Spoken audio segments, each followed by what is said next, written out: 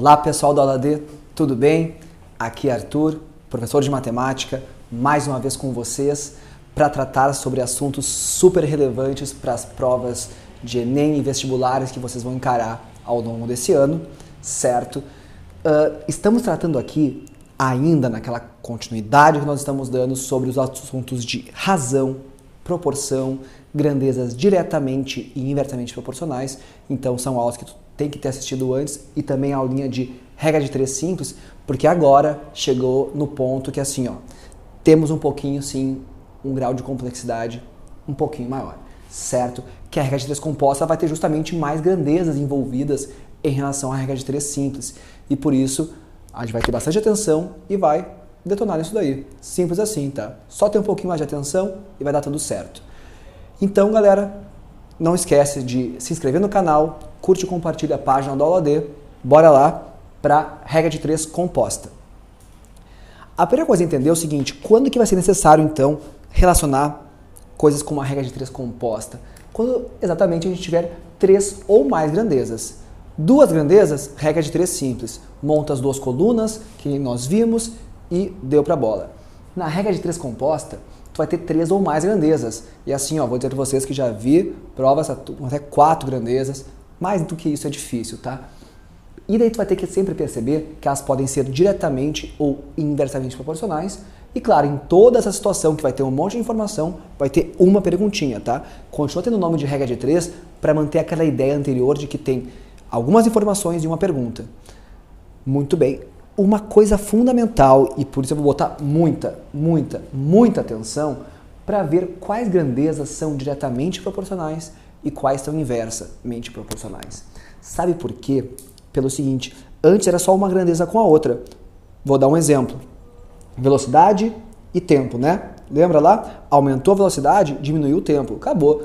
São inversamente proporcionais. Agora, se eu tiver uma história com mais grandezas envolvidas 2 a 2, é nisso que a gente vai ter que perceber. É nisso que vai ter que focar. Para então entender quais delas entre si são diretamente proporcionais e quais delas entre si são inversamente proporcionais. Tá legal? Vamos lá então para uma situação problema. Essas aulas elas focam nisso porque é justamente a grande ênfase desses conteúdos, tá? É para resolver situações de problema. Considerem aí então que 6 funcionários de uma empresa jurídica escrevem um relatório em 12 dias, trabalhando 8 horas por dia. 6 funcionários, 12 dias de trabalho, 8 horas por dia. Nesse mesmo ritmo de trabalho, certo? Ou seja, de a cada hora produzindo a mesma coisa. Quantos dias levariam 8 funcionários trabalhando 4 horas por dia? Quando a questão fala em ritmo de trabalho, significa que uma pessoa numa hora produz certa quantidade, né, desse relatório. Ok?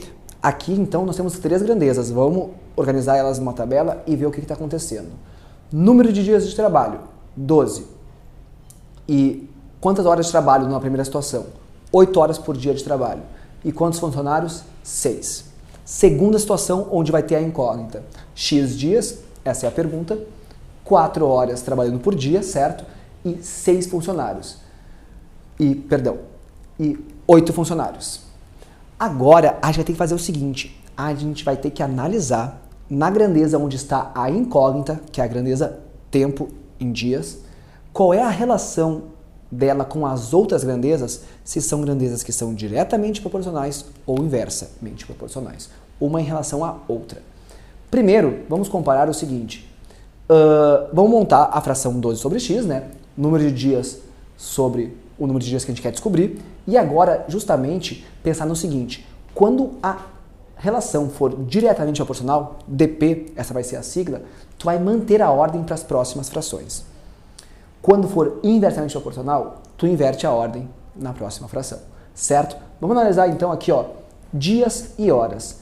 Gente, se a gente diminuir o número de horas por dia, vai aumentar o número de dias de trabalho. Portanto, são grandezas que são inversamente proporcionais. Então, aquela ordem 8 e 4 ela vai ser invertida. 4 e 8. É isso, Inversamente proporcionais, inverte a fração. Não tem dúvida. Agora, vamos analisar a relação entre dias e funcionários. Nota que também, se tu aumentar o número de funcionários, vai diminuir o número de dias. Logo, são grandezas inversamente proporcionais e nós também vamos inverter a fração. Gente, essa parte da matemática de regra de 3 ela tem a seguinte característica, tá? Especialmente regra de 3 composta. Tu pensa realmente até montar a conta. Depois é só ir simplificando o que for possível, fazendo multiplicações e divisões. Depois que montou a conta, acabou o mistério. Por exemplo aqui, tu pode sempre observar se tem algum tipo de simplificação. Nesse caso, 8 e 8 simplifica. Logo, essa igualdade ela fica equivalente à seguinte igualdade, né? Simplificando o 8, vai ficar 4/6. Até pode simplificar mais agora, mas já que já ficou bem mais pequenininho o tamanho do número, né? Vamos fazer a multiplicação cruzada de regra de 3. Vai ficar lá 4 vezes x, 12 vezes 6 dá 72. Logo, passa o 4 dividindo e essa divisão dá 18. Bom, então, 18 dias de trabalho serão necessários se o número de funcionários for 8 e o número de horas trabalhadas por dia for 4. Certo?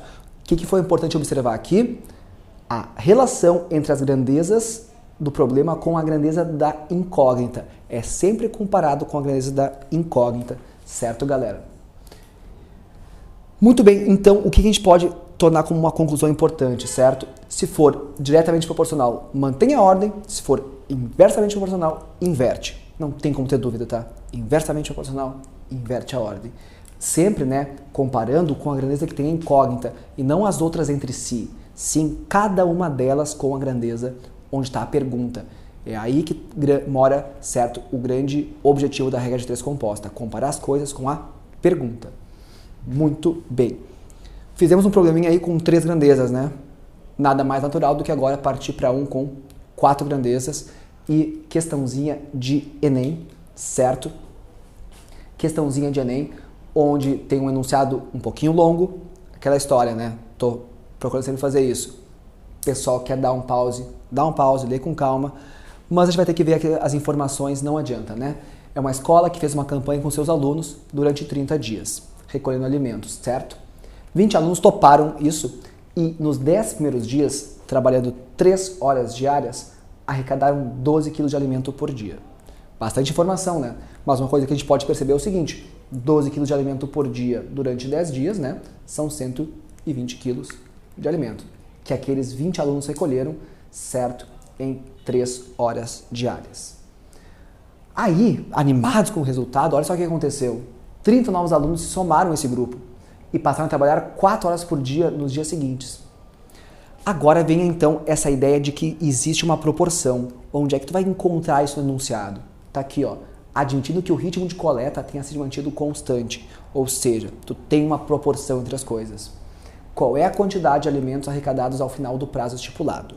Bom, vamos montar uma tabela em relação aos 10 dias iniciais e em relação aos dias finais, que são 20, né, que estão faltando.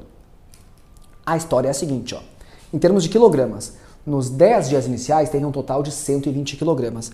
Aqui a gente fez a multiplicação, pessoal, por um motivo, porque essa quantidade é diferente dessa. Então vamos deixar o número de quilogramas total indicado. Então a primeira situação, aquela que foi descrita, foram 120 quilos de alimentos ao longo de 10 dias por 20 alunos trabalhando 3 horas por dia. Bem organizadinho. Agora a gente vai ver quantos quilogramas serão recolhidos durante os próximos 20 dias por agora um grupo de 50 alunos, já que 30 novos se somaram, não estão substituindo, né? Eles se somaram e trabalhando num ritmo maior agora, de 4 horas por dia. Lembrando, o que a gente vai fazer?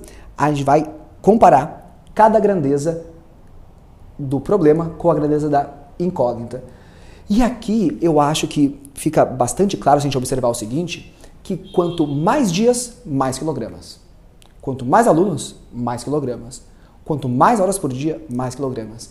Gente, em relação à quantidade de quilogramas, todas as grandezas são diretamente proporcionais. Quanto mais dias, mais alunos e mais horas por dia trabalharmos, bom, vamos recolher mais alimentos.